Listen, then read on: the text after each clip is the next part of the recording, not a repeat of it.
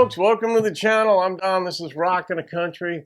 I'm doing a gift request today. Montauk Ed, shout out to you. Thank you for this gift and the request.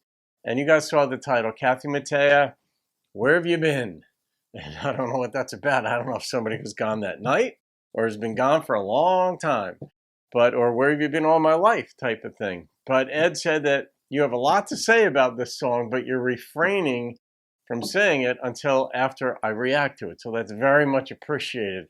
I don't like leading thoughts into these songs. I like to experience them virginally, tabula rasa type deal. So let's see what Kathy's got for us. Where have you been? Oh, it didn't start the way I expected. It's expecting up tempo. Claire had all but given up when she and Edwin fell in love. She touched his face and shook her head. In disbelief she sighed and said, in many dreams I've held you near. Now at last you're really here. Where have you been? I've looked for you forever and a day. Where have you been? I'm just not myself when you're away. He asked her for her hand for life, and she became a salesman's wife. He was home each night by 8, but one stormy evening he was late.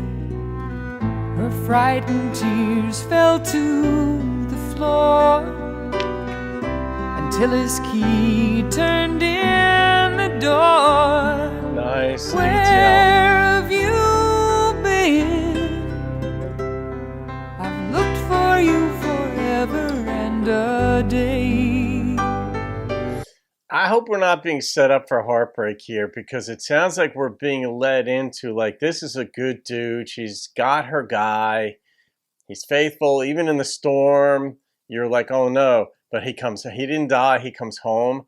But that's a perfect setup for a twist where something is going on, like, nefariously. Where have you been? I'm just not myself when you're away. She's singing this well. Really well. They'd never spent a night apart. For 60 years she heard him snore. Now they're in a hospital, in separate beds on different floors. Oh, Jesus. Claire soon lost her memory, forgot the names of family. She never spoke a word again. Then one day they wheeled him in. He held her hand and stroked her hair. In a fragile voice she said, She recognized him. where have you been? I've looked for you forever and a day. Where have you been? I'm just not myself when you're away. No, I'm just not myself when you're away.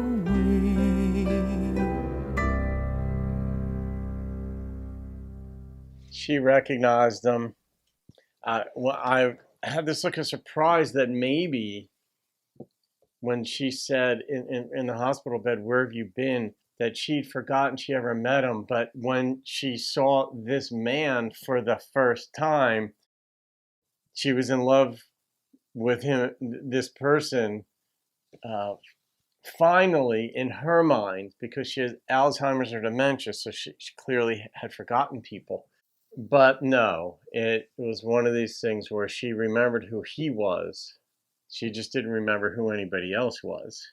And that's, and my stepfather passed away of dementia. He had dementia when he passed away. I don't know if that's what actually kills you, to put it, not to put too fine a point on it. Like a heart attack, we know, boom, it's over.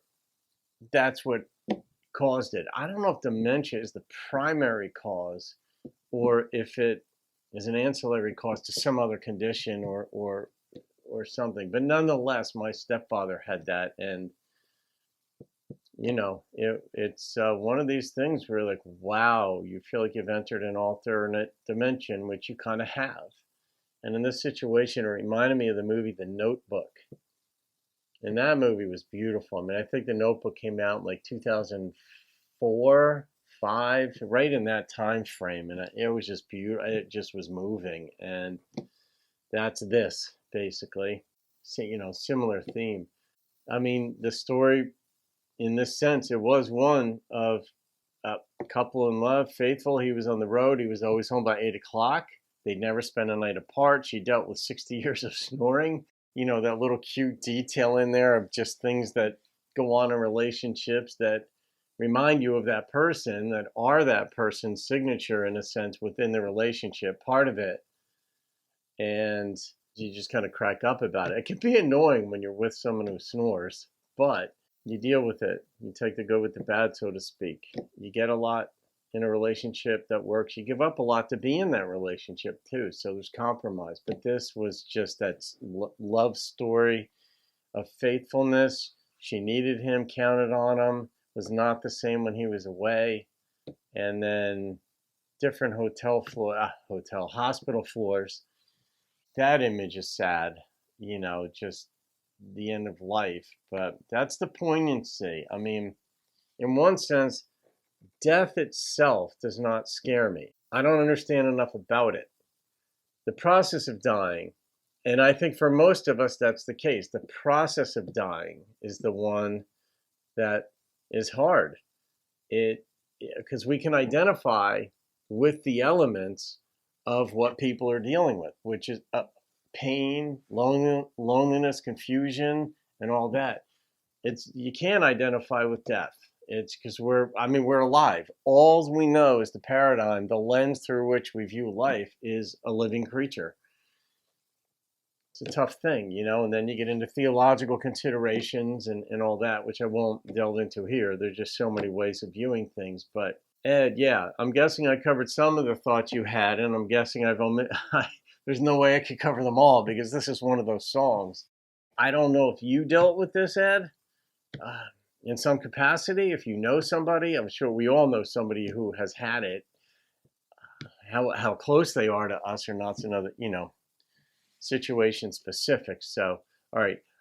Oh God, I am gonna rate that song. You didn't dedicate this to anybody, Ed, and so I feel on safe ground.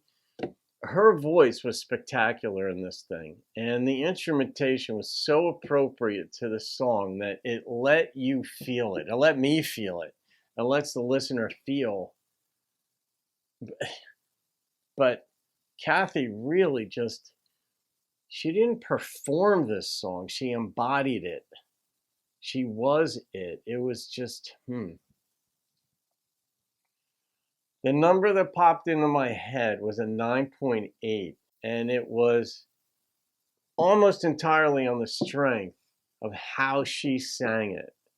There was just something so spot on, so right, so appropriate, but not only how she sang it, but her tonal quality that's inherent within her. It's her signature, it's her voice. But the lyrics, of course, were just beautiful, and the details were just spot on. So, Ed, thank you for that, my friend. That was moving, seriously. So, there it is. I look forward to the comments. Have a great day. I'll see you on another video and keep rocking the country.